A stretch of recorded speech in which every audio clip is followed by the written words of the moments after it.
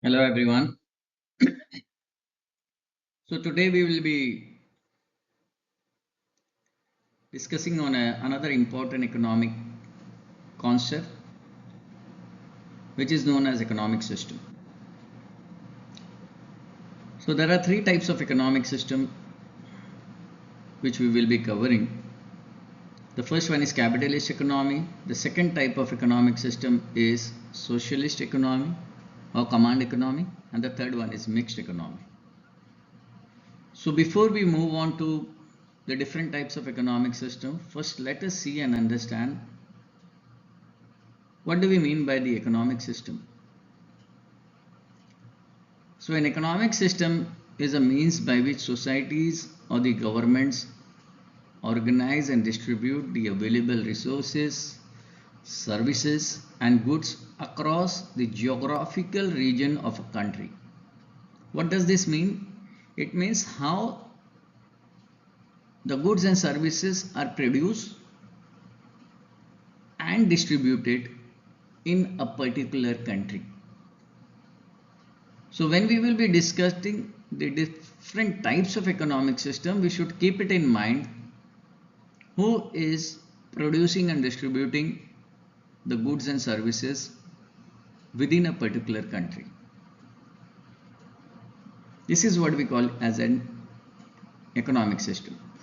So economic system refers to the mode of production and distribution of goods and services within which the economic activities takes place. This is nothing but it means that how the production and distribution of goods and services is done in a particular country. There are two parties which we should keep it in mind. The production of goods and services, whether it is done by private businesses or private individual, or the production and distribution is done by the government. So these two things you should keep it in mind to understand the economic system. The production and distribution of goods and services is done by either private individual or a private business, or the production and distribution of goods and services are done by the government in a particular country. If you keep these two things in mind, the concept is quite clear for you to understand.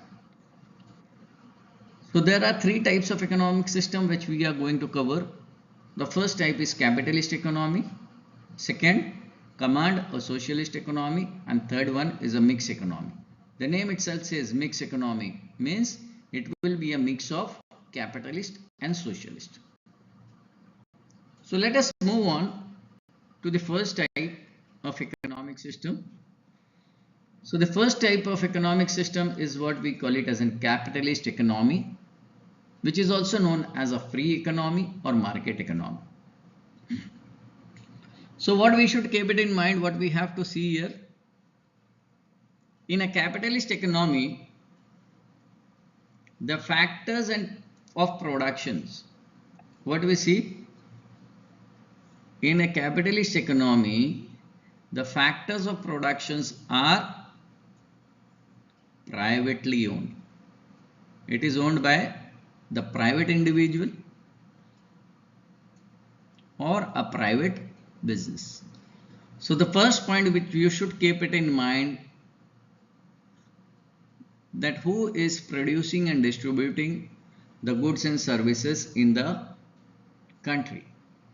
So in capitalist economy, the factors of production or the production and distribution is done by the private individuals or private organization, institution or a business. And there is no interference by the government. This is another important point. In capitalist economy, the government do not interfere.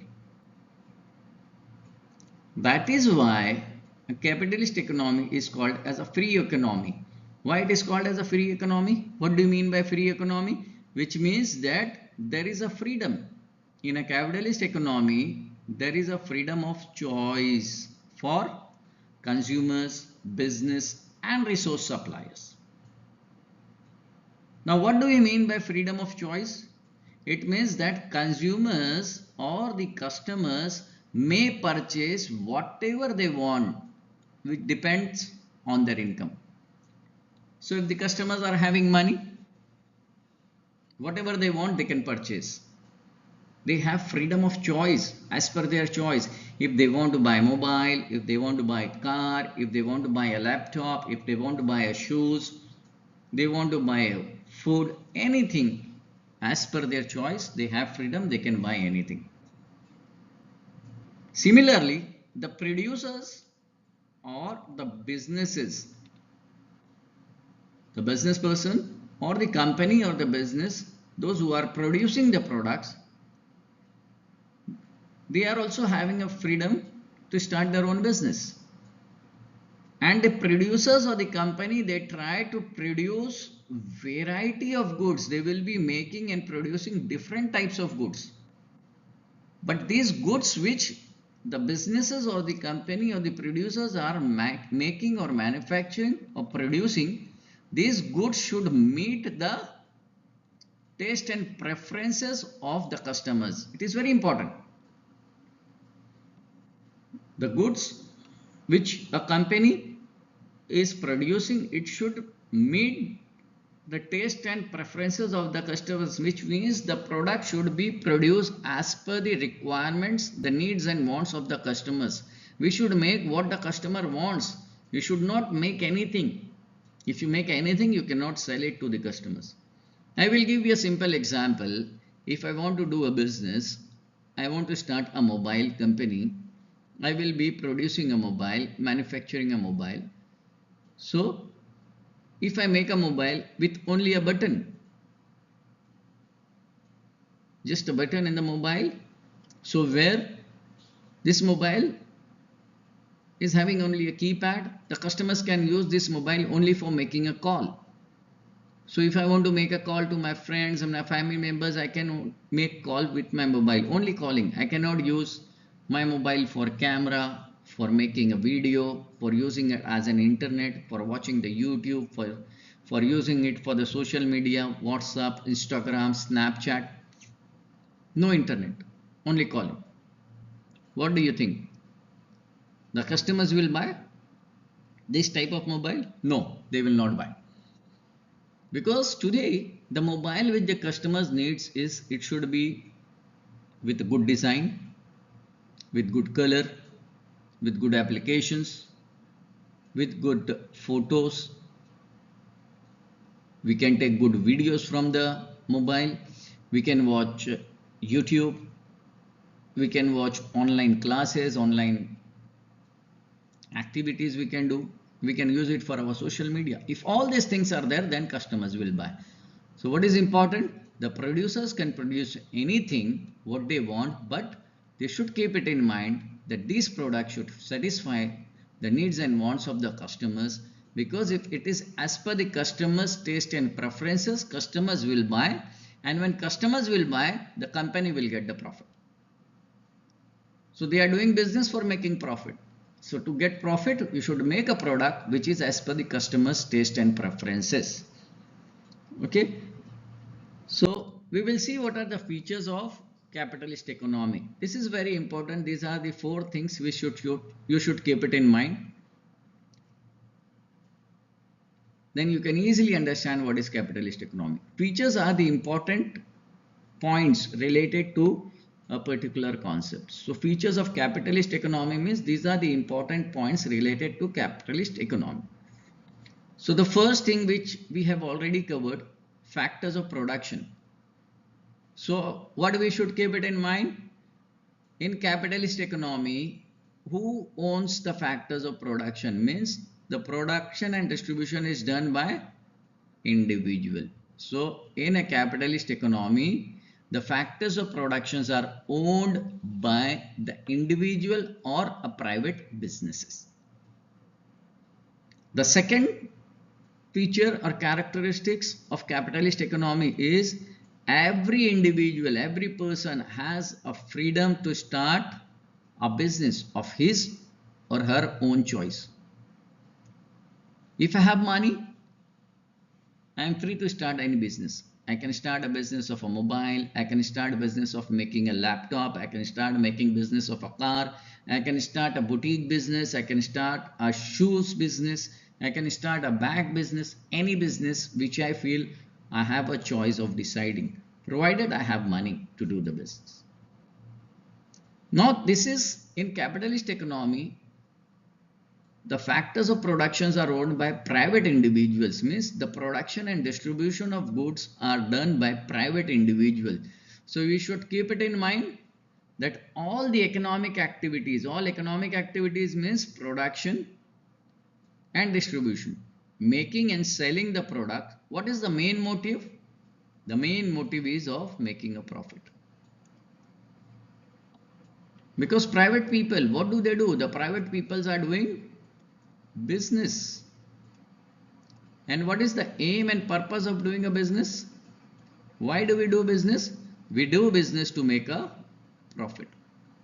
So this is what we should keep it in mind, that all the economic activities, that is making and selling the products, the main motive is to make a profit. So profit is the main motive under capitalist economy. And the fourth important point which we should keep it in mind, that government has a very little role to play in the functioning of the economy, means in the functioning of the country. Government has a very little role. The more all the activities are undertaken, production and distribution of goods and services by the private businesses. So these are four important characteristics. Factors of productions are owned by the individual. Every individual has freedom to start his or her own business as per his choice. And all economic activities are guided by profit. They want to earn profit. We do business for making profit only. If we don't get profit, what is the use of doing business? So the main aim or the motive or the purpose is to make profit. And the fourth one is government has a very little role to play in the functioning of economy. These are 4 points we should keep it in mind related to capitalist economy. Now we will see what are the merits and demerits of capitalist economy. When I say merits, what do you mean by merits? It is nothing but advantages. Merits means the advantages of capitalist economy or positive points. Demerits we will discuss means disadvantages. Demerits means disadvantages. So the first advantage of capitalist economy is it provides equal opportunities to every individual. So every individual having equal opportunities to make his or her own wealth. Wealth means money, which depends on the efforts that they put in. So if I have money, I want to do a business, I want to get money, I can start my own business. I will work hard, I will work more. I work more, I get more money, more profit. So everyone is having equal opportunities.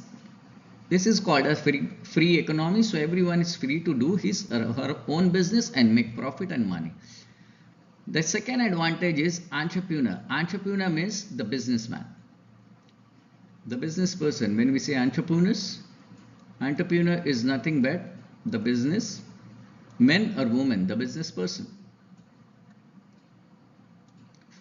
They feel free to take the risk and introduce more technological innovations. Entrepreneurs take the risk, means when you start a business, you are taking a risk. Means what do you mean by risk? There is a danger. What is the risk in the business? I start business with putting 20,000. So with this 20,000, I start a business. See, I start a business of a mobile shop. But what happens? If customers are not coming, they don't buy my product, my business fail, and my business fail, I lose my money. So that is a risk. I put my money in the business, but if business is not successful, I will lose my business. So I am taking a risk. But once you take a risk, you get returns in the form of profit. So these entrepreneurs, the businessmen, will introduce more technological innovations. Now what is innovations? Innovation means something new things. So they will introduce new technology. You will see every year Apple, Samsung, these mobiles, they are introducing new technologies in their mobile. They are upgrading. Every year they are coming with the new models. You have iPhone 13, iPhone 14, iPhone 16, iPhone 17 now. Upgraded models. Before, mobile was not having AI. Now we are having AI. If you have iPhone, you can just tell, hey Siri, make a call to my friend. And then they will make a call. No need to dial the numbers. This is technological innovations, improving the technology. You have a car, okay? You close the door, but the door is not closed properly. It is open. There will be some lighting or some noise, some sound which indicates that the door is not closed. This is technology. So they can introduce technological innovations that will quickly cause structural changes, and because of this there will be economic growth, the business will grow and they will make more profit. Now coming back to the disadvantages, demerits of capitalist economy, it creates economic inequality. Economic equality means only few people are getting more money, they are getting rich, and the poor people are poor only. So money is in the hands, everyone is not having equal distribution of money in the country. So among the people of the society, because some individual concentrate all resources in their control, some people are doing business. So those who are doing business, those who have money, they will do business. Those who don't have money, they will not do business. So those businesses, those individuals who have money, they will do the business, they will make profit. So rich people will become more rich and poor people will become more poor. This is the disadvantage.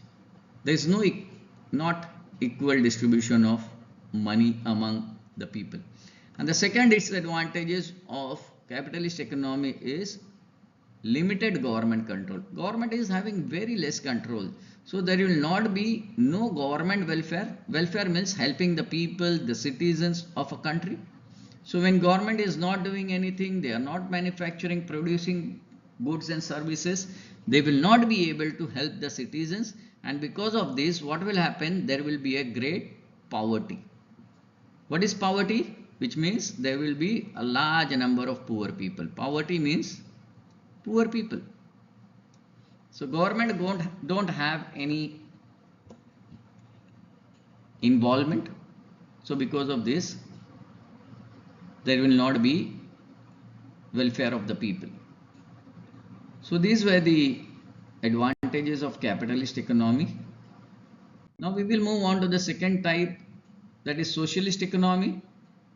So what is command economy or socialist economy? See, I just told you what you should remember, the factors of production. Who owns the factors of production?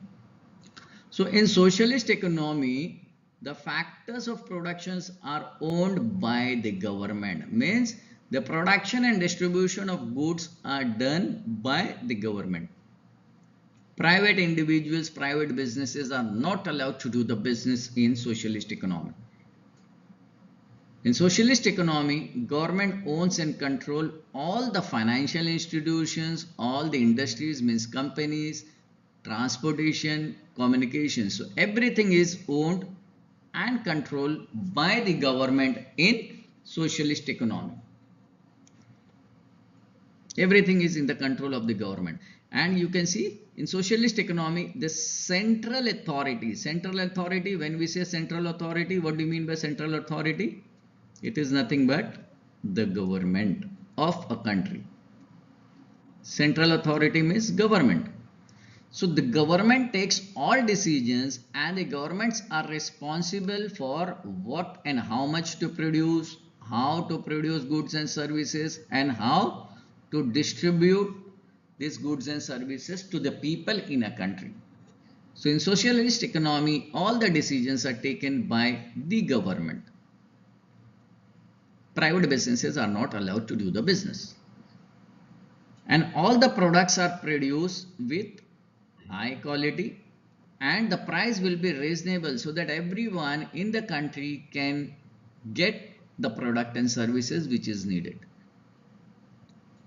And the prices in the socialist economy do not operate freely. Market do not fix the price. The prices are fixed by the central authority. I just told you central authority. So which means the prices are fixed by the government in the country. So one point which you should keep it in mind, which I told you in the beginning, the factors of production is owned by whom? In socialist economy, the factors of productions are owned by the government. So now let us see the features. The features of socialist economy. Again, the same points. The means of production or the factors of productions are owned by the government. The second important feature is social welfare. Social welfare means whenever you see this word social, always remember social. When I say social,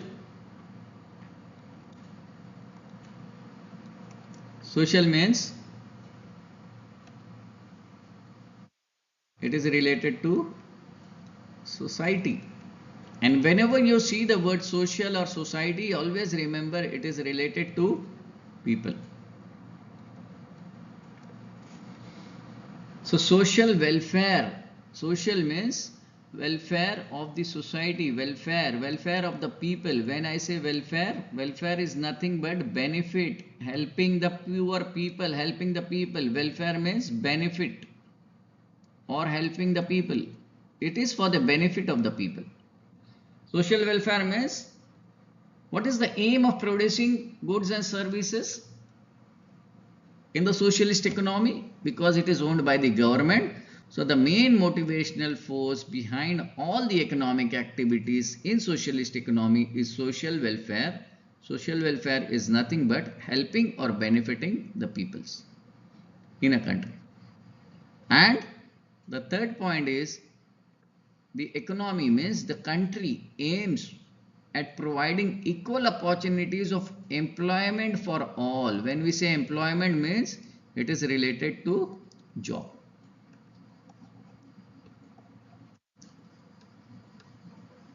Employment means job.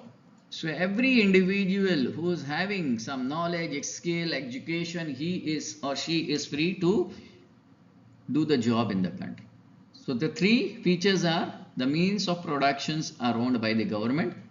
The main motivational force, the aim and objective is social welfare, helping the people, and everyone have equal opportunities for employment. Here we will see the merits, the advantages. So all the goods and services are produced by the government. That is why there is efficient use of resources. Efficient means a proper, a complete, best use of resources, best use of money, best use of people, best use of material, so that it is utilized in a perfect and maximum manner.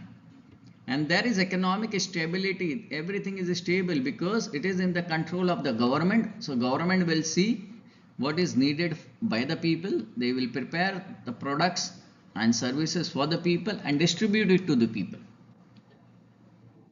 The next third advantage of socialist economy,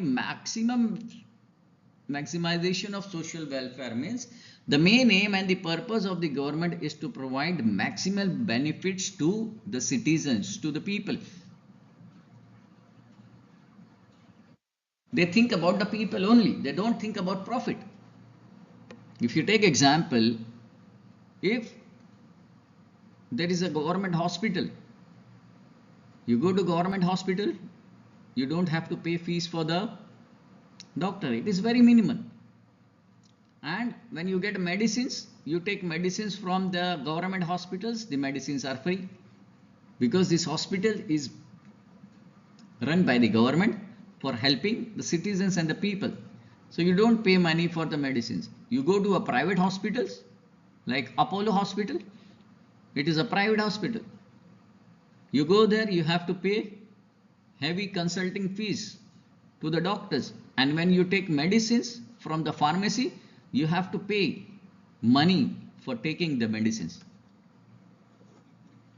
So this is the difference. The government hospitals, the government colleges, universities and the schools, it is for benefits of the people, so they don't charge fees or they charge very minimum fees. Whereas the private hospitals, private universities, colleges and schools, they take heavy fees because they are there for making a profit.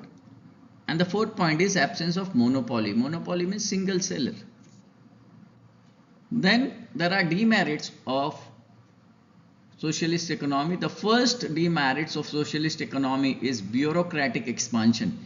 Bureaucratic expansion means there are lots of procedures and there are many steps. So if you want to do anything, you have to take permission from municipality, then you have to take permission from the state government, then you have to take permission from the ministry, then you have to take permission from the central government. So it takes long time, lots of paperwork and formalities. It is not quick and fast. The second disadvantage of socialist economy is there is no freedom. There is no freedom means who is doing the business? Who can make the product and services? Only government. Private individual or the private business do not have freedom to start their business. They cannot do their business. So all the product is manufactured by the government in socialist economy. And the another disadvantage, which is one of the big disadvantage of socialist economy, is absence of technology. As government is involved in production and distribution of goods and services, they don't improve the technology. There is no innovations. New technologies are not coming. Whatever was there 10 years, 15 years before, the same product and services is manufactured and distributed.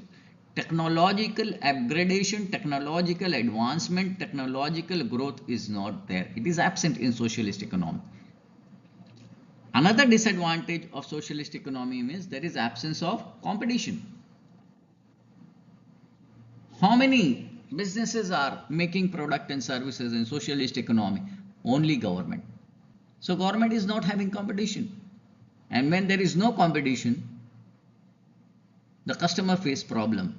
Because if there is competition, the companies, what is competition? Two or more companies producing similar type of product is called competition. So there is a competition. If I take example of a mobile company, Apple is making mobile, Samsung is making mobile, Huawei is making mobile, many mobile companies. So when there is a competition, every year you will see iPhone, Apple, Samsung, they are coming with new model, they are upgrading their technology. There is a price competition. They try to reduce the price. So customers are getting benefits. But in socialist economy, everything is produced and distributed by government, so there is no competition. When there is no competition, it is not good for the customers. They don't have any other options. So customers don't have options. So this was related to socialist economy. Now the third one is mixed economy. The name itself says, what is mixed economy? The name itself is explaining a mixed economy is an economic system that includes a variety of both. In capitalist economy, we have private businesses. In socialist economy, we have government. So in mixed economy, we have a mix of both. In mixed economy, we have both private and business and government business. So in mixed economy, private individuals are also doing business and government is also making product and services combined. So in mixed economy, government and private sector, you can say government and private sector, both sectors take decisions, and then they will decide and determine which goods and services are produced and how they are distributed. So the production and distribution of goods and services in a mixed economy is done by both government and private sectors. It is a combination. The features, very simple. coexistence of public and private sector. So both public here means government. So both the private businesses and the government together they make the product and services. They come together and they do the planning to control the economy. Economy here means to control the country. Now when we have both private and public, so it is a blend. Blend means, what do you mean by blend? It is nothing but it is a mix. When we have both, so mix. Private businesses, they do it for making profit. Government is manufacturing goods and services for social interest, for helping the people. So in mixed economy we have both motive, making profit because we have private business, and social interest, helping the people because we have government business. Is that clear? So here we will see the merits and demerits, advantages and disadvantages of mixed economy. The mixed economy incorporates means in a mixed economy there is a best allocation of resources. Why it is a best allocation? Because it is having both capitalist economy and socialist economy. It is a combination. So government is also producing and distributing goods and services. Private businesses are also producing, distributing goods and services. So all the resources like workers, men, money, machine, material. So these are the 4 M's which is needed to make the product. Men means worker, machine, money and material. All are utilized completely. That is the advantage of mixed economy. And the second advantage is efficient allocation of resources through price mechanism. All the resources are utilized efficiently in a best possible way. The prices are fixed, reasonable, so that everyone can buy the product and services. Because it is involvement, the government involvement is also there. And then private businesses are there, so they are doing the business for making profit. And as there is a combination of capitalist and socialist economy, there is a liberty. Liberty means there is a freedom. When I say liberty, liberty means freedom. There is a freedom of production and consumption. So the private business can produce whatever they want and the individual customers can buy whatever product and services they like as per their wish. Now what is the demerits of mixed economy? There is a non-cooperation between the two sectors. Between the two sectors means the private businesses and the government. They don't cooperate properly. They don't work as per the plan. Because of the non-corporations between the private business and the public, that means government, they face problem. The public sector means the government companies is generally inefficient. Means they are not working as per the plan. Say for example, they decided in a plan that the private businesses,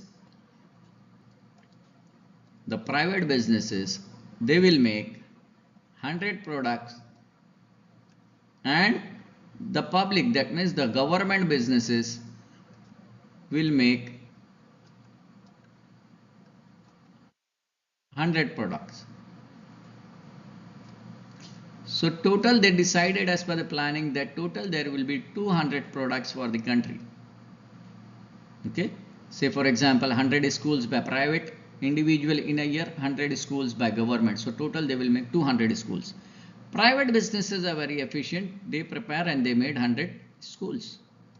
But governments are inefficient. What they did as per the plan, it was 100, but they made only 80. So total it is 180 only. They did not achieve their main objective. Why?